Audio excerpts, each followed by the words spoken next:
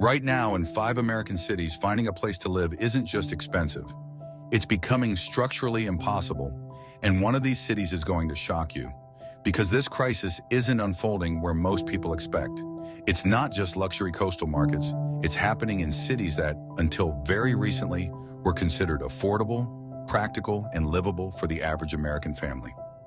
This is not a housing bubble story, it's a housing shortage story. And the difference matters. Bubbles pop, shortages compound.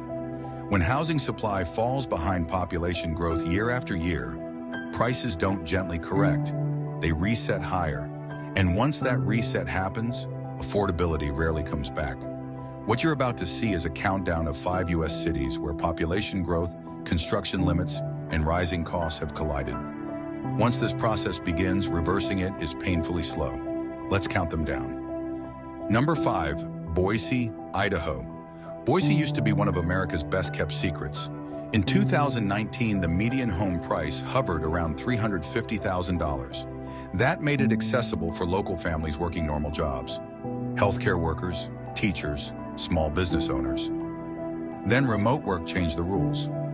Suddenly, workers from California, Washington, and Oregon realized they could keep six-figure salaries and move somewhere cheaper. Boise checked every box: mountains, outdoor lifestyle, and homes for a fraction of California prices. Demand exploded almost overnight. By 2021, median home prices had surged more than 40%, pushing close to $500,000. Homes began selling in days, sometimes in hours. Bidding wars became routine, and local buyers quickly realized they couldn't compete. About 60% of homes were purchased by out-of-state buyers, bringing equity from other markets that local wages couldn't match. Boise has a problem that larger cities don't. Mountains limit expansion, zoning restricts density, infrastructure takes years to expand. Take a moment to imagine trying to buy a home in this environment. For local families, what was once affordable is now out of reach. Number 4, Charlotte, North Carolina. Charlotte is one of the fastest growing job centers in the Southeast. Finance, tech, healthcare, logistics. Jobs are arriving at scale. The problem is housing isn't keeping up. Charlotte adds roughly 30 to 40,000 new residents every year, but housing construction consistently falls short by roughly 5,000 units annually. That gap doesn't feel dramatic at first, it feels manageable, until suddenly it isn't. Rents rise faster than wages. Home prices climb from the low 200s to nearly $400,000. Neighborhoods that were solidly middle class quietly become unaffordable. Slow-moving shortages like this are especially dangerous because they build silently. And by the time people notice, the market has already shifted. Teachers, nurses, and essential workers are being priced out. Charlotte's shortage is a warning that gradual pressure can be just as devastating as a sudden spike. Number 3, Phoenix, Arizona. Phoenix grew for decades using a simple formula: build outward, keep prices reasonable, attract families and retirees. That model is breaking. More than half of recent home purchases now come from out-of-state buyers.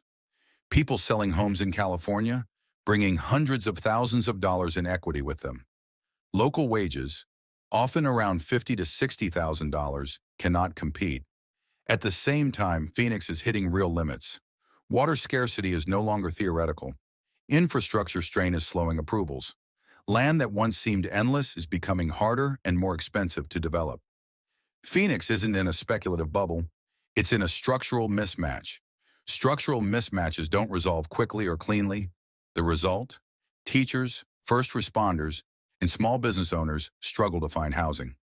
Prices climb faster than salaries. Middle-class neighborhoods are slowly becoming unaffordable. Number 2, Nashville, Tennessee. Nashville has crossed a critical affordability line. The median household income sits around $64,000. The median home price now exceeds $450,000. That means the average household can no longer afford the average home. Buyers routinely offer $50,000, $75,000, even $100,000 over asking price. Homes sell before listings even go public. Inspections are waived, decisions are rushed. This isn't hype, it's scarcity, and the people being pushed out aren't newcomers. They're teachers, nurses, service workers, and mid-level professionals who already live there. Nashville didn't fail. It succeeded too fast. And that success is now pricing out the very workforce that keeps the city running. Number one, Austin, Texas. Austin is the clearest, most extreme example. For every two people moving into Austin, only one new housing unit is built. A 2-to-1 imbalance like that is devastating. Between 2019 and 2022, home prices jumped more than 50% in parts of the city. Rents surged 30 to 40% in a single year. Property taxes followed rising valuations. Some homeowners saw tax bills double, even though incomes didn't change. Tech expansion, remote workers, and investors all collided with slow approvals, limited land, and delayed infrastructure. Austin didn't collapse, it grew too fast. And when growth outpaces housing construction at this scale, scarcity becomes permanent. What this means for you: pressure isn't easing anytime soon. Housing shortages compound over time. If you live in one of these cities, secure housing before you arrive. Don't assume you'll find something waiting for you. You might not. If you're watching from the outside, understand that shortages don't behave like bubbles. They intensify year after year. This isn't doom and gloom, it's reality. And being awake to it gives you options. You're watching our changing world. We track the forces reshaping where people can actually afford to live. Subscribe to stay ahead of the shift. Thanks for watching.